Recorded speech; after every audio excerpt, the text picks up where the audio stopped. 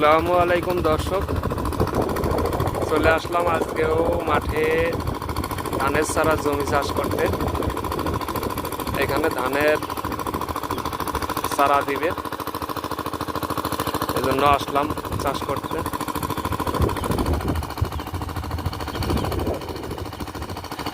বাতাস হচ্ছে মাঠে খুব। কাকা মাথায় গামছা বাঁধতেছে, খুব সম্ভবত জমির আইল খুব হবে। পানি এখনো হয় নাই।